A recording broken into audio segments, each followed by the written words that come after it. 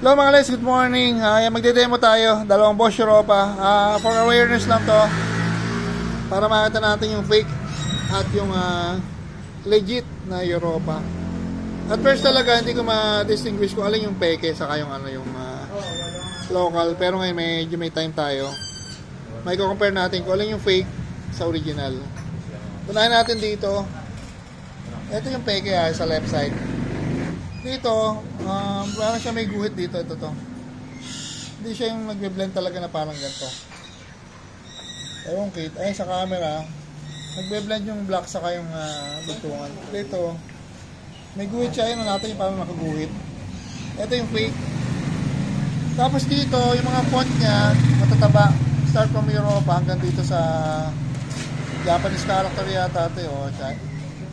Dito mas payat. So, ayan o. Mataba, payat. Ito nakaguhit yung yung bugtungan niya ng puti sa black. Dito nagbe-blend lang talaga, wala siyang guhit. So sticker, hindi ko ganong makakita yung difference niya So yan, tapos sa laman, tapos dito mataba rin yung local. Dito mas payat yung ginamit nilang font. Dito nyo makikita talaga sa loob. Pero hawig na hawig talaga siya Ito yung peke.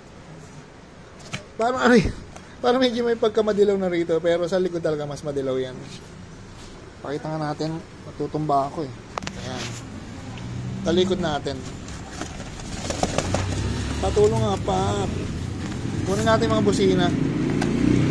Ayan, okay na. Ito pa. Una ko na nakita ito minsan, nagpa-wiring. Hindi ko nakakita yung horn, pero nung wina-wiring ko na. Okay. Paano may goma yan? Ayun, nawala yung goma. Ano ito? Dito rin may pagkakaiba yan Nabagas ko sa aking horn. Ayan.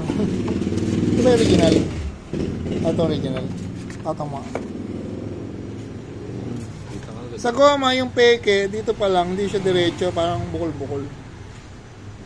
Wala lang kasi yung goma yung original So, nung wina-wiring ko, nakita ko sa goma pa lang, iba na yung texture ng peke.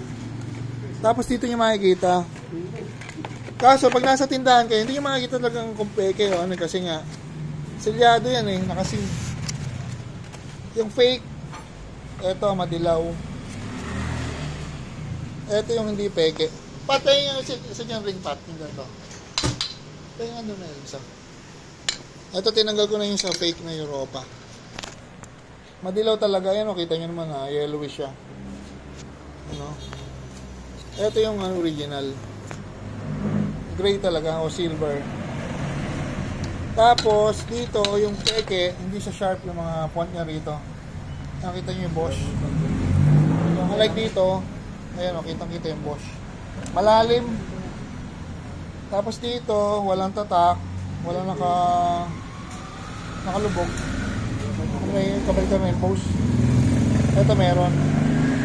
Tapos dito, yung original, mas maliit. Dito, mas malaki.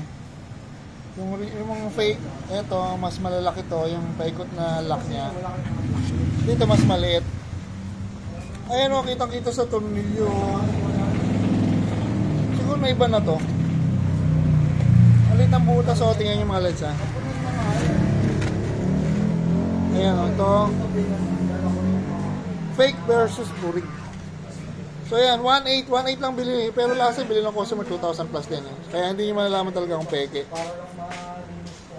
Ito pa pala yung pinaka-silicone niya. Flat na black. Ito glossy na medyo rubberized. Ito matigas na Rubberized din, mas matigas lang.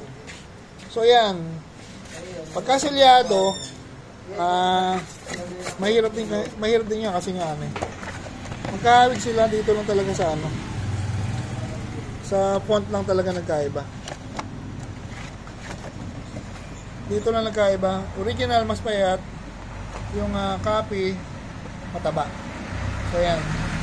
Kaya maganda, yung bibili nyo ng horn may physical store, tapos request nyo kung pwedeng buksan, Pagka hindi pumayag na buksan kasi silyado to, naka-plastic yun, medyo kabahan ka na. Kasi may binibili ko na minsan, kinaubusan ako.